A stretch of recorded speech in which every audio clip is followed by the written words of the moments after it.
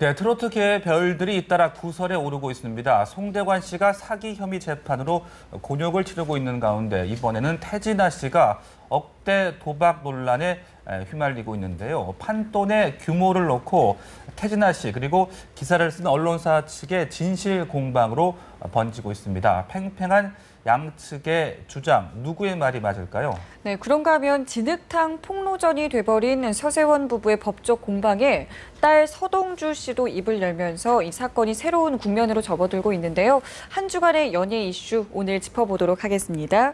네, 김원식 문화평론가 양지민 변호사 나와주셨습니다. 안녕하세요. 네, 안녕하십니까. 네, 안녕하십니까. 먼저 태진아 씨 이야기부터 좀 해보겠습니다. 태진아 씨는 사실 무근이다, 오히려 협박을 당했다고 주장을 하고 있고 또 반면 기자 측은 거짓말을 하고 있다, 이런 입장인데 어떻게 지금 양측의 주장이 엇갈리고 있습니까? 네, 그렇습니다. 이제 태진아 씨 같은 경우는 이제 도박 혐의를 받고 있는데 억대 도박을 했다라는 것이 이제 기자 측의 입장이었습니다. 자기가 직접 이제 받고 네. 그렇기 때문에 문제가 있다고 얘기를 하고 있는데 그렇지만 이제 태진아 씨 같은 경우에는 다 거짓말이다 이렇게 밝혔습니다. 그래서 1,000달러 정도로 바꿔가지고 이제 하기는 했지만 그것이 억대는 아니다 이렇게 이제 이야기를 하고 있고요. 그래서 4,700불에서 800불 정도 따서 그거 가지고 점심 식사 등을 하면서 간단하게 끝냈을 뿐이지 네. 더 이상은 없었다 이렇게 이야기를 하고 있는 그런 상황이고요. 네, 그런 상황이죠. 네, 변호사님, 그 불법 도박의 기준이 굉장히 궁금한데요. 어느 정도가 넘어야지 이제 법적으로 좀 문제가 되는 건가요? 지금 이제 구체적인 어떤 금액에 따라서 도박죄가 성립하는지 여부가 달라지는 건 아니고요. 그거는 각 사안마다 다르게 판단을 합니다. 예를 들어서 같은 조건에서 이제 어떻게 보면 고스톱이라든지 이런 도박을 한 사안에서 어떤 사람은 유죄로 판단되기도 하고 어떤 사람은 무죄로 판단되기도 하는데 그 차이는 자신의 소득 수준이 얼마나 되느냐. 내가 네. 충분한 소득 능력이 있는데 거기서 그냥 재미를 위해서 일시적인 오락으로 일부 금액을 걸고 친구들과 같이 이거를 따서 같이 밥을 먹기 위해 같이 내기를 한 것이다 라고 한 경우에는 무죄가 판단된 경우도 있고요. 하지만 똑같은 조건이라도 내가 그만큼 지불할 능력이 없음에도 불구하고 무리해서 정말 한탕을 노리기 위해서 모든 걸 다 걸고 내 재산이라고 볼 수 있는 돈을 다 걸고 도박을 한 경우에는 네. 당연히 유죄로 판단이 되게 돼서 각 사안마다 봐야 되고요. 그리고 이제 태진아 씨가 지금 주장하고 있는 부분이 가족들과 함께 가서 그냥 돈을 일부 조금 땄고 그리고 그 자리에서 다 일시적으로 소비를 했다라고 하는데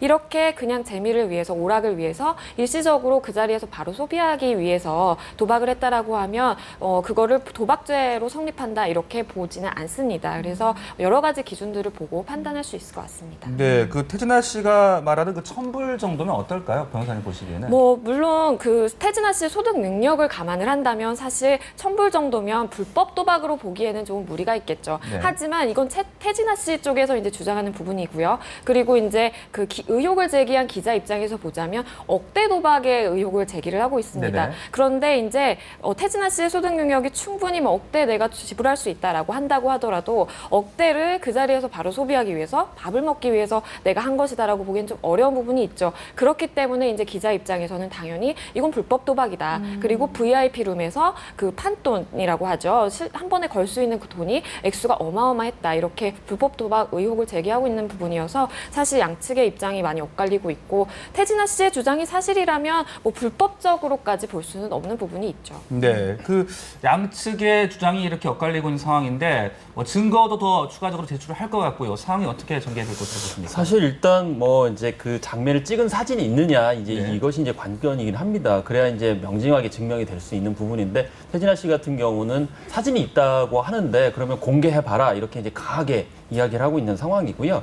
무엇보다 이제 태진아 씨 말이 좀 약간 바뀌어서 이제 이게 논란의 대상이 되고 있습니다. 처음에 태진아 씨 같은 경우에는 직접 돈을 이제 요구를 받았고 그러면서 기사를 안 내줄 테니까 돈을 달라 이런 네. 식의 이제 기자 요구가 있었다고 했는데 사실은 뒤에 아는 지인에게 그런 요구가 왔다. 그래서 아는 지인이 오게 되면 그에 관련된 여러 가지 문자 내용이나 이런 것들을 증언해 주겠다 이렇게 말이 좀 약간 달라지게 되면서 그렇군요. 약간 신빙성이 좀 떨어진 그런 상황인데요.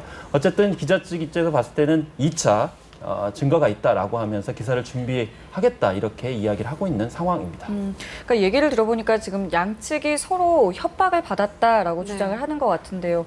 그 협박 여부는 뭐 나중에 좀 차차 나오겠지만 그 처벌 수위는 어떻게 좀 될 수 있을까요? 우선 이제 태진아 씨 같은 경우에는 기자가 돈을 요구를 하면서 이제 협박을 했다라고 주장을 하고 있는데 그럴 경우에는 협박을 한 부분과 그리고 돈을 요구한 부분이 있기 때문에 공갈죄가 성립할 여지도 있습니다. 그렇기 때문에 공갈죄가 성립을 하면 10년 이하의 징역 또는 2천만 원 이하의 벌금이기 때문에 굉장히 처벌 수위도 높다고 할 수 있겠고요. 그런데 이제 반대로 기자 입장에서는 태진아 씨가 보도를 내지 말라라고 하면서 협박을 했다고 하죠. 네. 그런 경우에는 이제 협박죄가 성립하는데 협박죄의 경우에는 이제 3년 이하의 징역 또는 500만 원 이하의 벌금입니다. 그렇기 때문에 협박죄가 성립을 하든 공갈죄가 성립을 하든 둘 다 굉장히 중한 처벌을 받게 되는 건 피할 수가 없습니다. 그런가 하면 이제 송대관 씨도 지금 뭐 여러 가지 이제 좀 연루가 돼 있는데 사실 태진아 씨와 송대관 씨는 무대에서뿐만 아니라 이제 무대 밖에서도 굉장히 이제 명콤비로 활약을 하셨잖아요.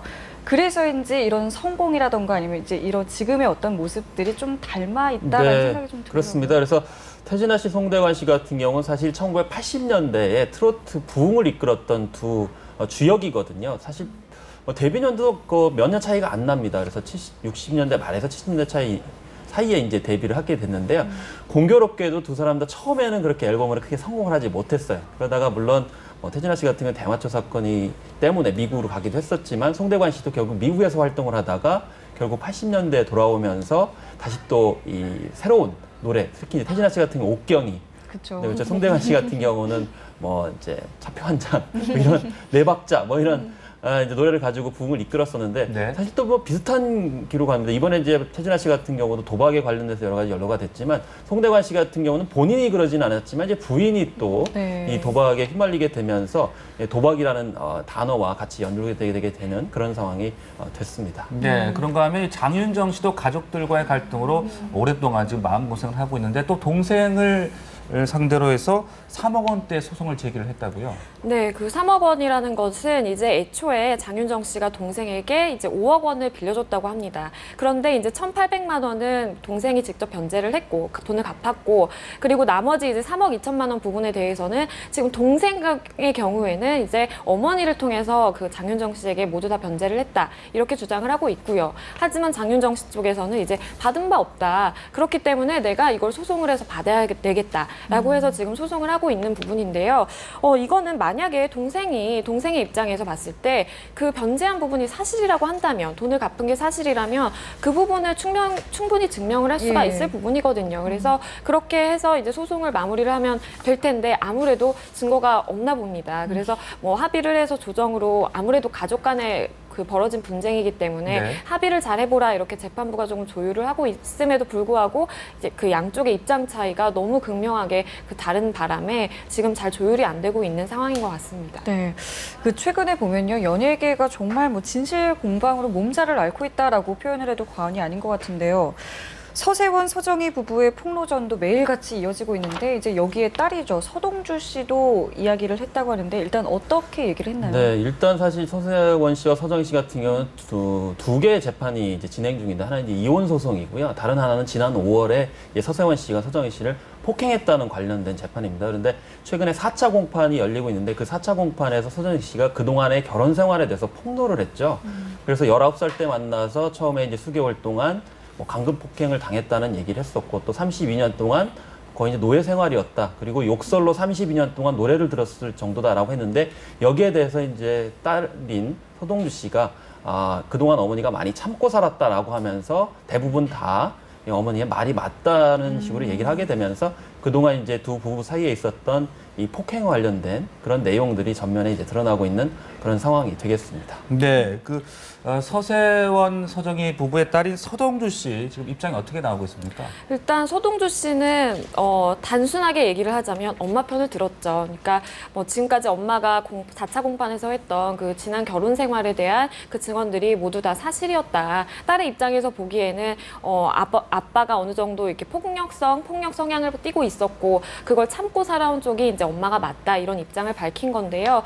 사실 뭐 딸 입장에서도 아빠에 대해서 그렇게 이제 말을 하는 게 좀 가슴이 아팠을 거예요. 당연히 그렇고. 그리고 본인도 그런 부분에 대해서 가족 간에 있었던 일이 이렇게 너무 다 공개돼서 좀 부끄럽고 좀 마음이 아프다 이렇게 얘기를 했습니다. 근데 이런 가운데 이제 서세원 씨의 매니저도 법적 대응 의사를 밝혔다고 하는데 이건 어떤 일인가요? 네, 사실 이제 지난 5월에 그 오피스텔 폭행 사건이 있었을 때 옆에 이제 매니저인 여모 씨가 있었습니다. 이제 그분은 오랫동안 이제 서세원 씨뿐만이 아니고 서정희 씨 가족을 위해서 일했던 분인데요. 네. 그 당시에 이제 폭행 현장에 있었는데 아무래도 서정희 씨 입장에서 봤을 때는 좀 약간 억울한 감이 있었던 것 같아요. 그래서 이제 언론 뭐 인터뷰 통해서 이제 용역 깡패였다라고 이렇게 언급을 네. 했거든요. 여기에 대해서 여모 씨가 아마 굉장히 이제 분노를 했던 것 같습니다. 이제 그동안 뭐 많은 일들을 같이 하고 친했었는데 갑자기 용역 깡패라는 말 들었기 때문에 그래서 법적 조치를 통해 가지고 명예훼손 이런 것을 할 것으로 이제 생각이 드는데요.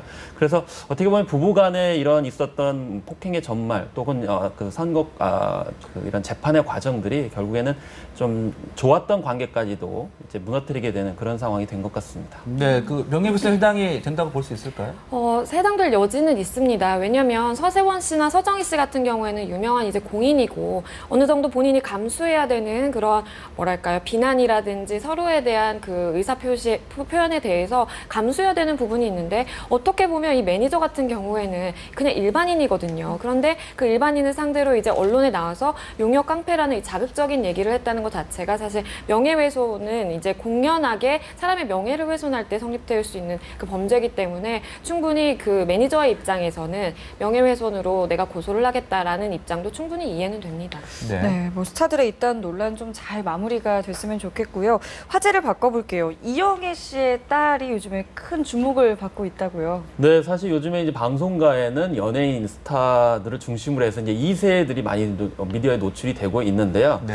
그래서 사실 뭐 이영애 씨 같은 경우 이번에 처음으로 딸이 이제 공개가 됐습니다. 이제 어떤 상품의 어떤 화보를 이제 찍는 과정들이 나타나게 됐는데 네. 사실 이 제품이 좀 역효과가 나타날 가능성이 높겠네요. 왜냐하면 너무 모델들이 예쁘면 이 제품의 이미지는 고사하고 브랜드 이름도 생각이 안 나는 경우가 많거든요. 그래서 뭐 이영애 씨 딸답게 굉장히 예쁘다라는 어떤 평가를 받으면서 네. 화제가 많이 됐던 그런 상황인데요. 어쨌든 지금 현재 이영애 씨는 쌍둥이 엄마입니다. 아들과 딸을 이렇게 네. 가지고 있는데요. 어쨌든 육아 프로그램에 곧 출연하게 되지 않을까 그런 생각도 드는 상황이네요. 네, 이렇게 그 스타들의 끼를 물려받은 2세들의 활약이 참 요즘 눈부신 것 같은데 변호사님은 어떤 얘기들 좀 기억이 나세요?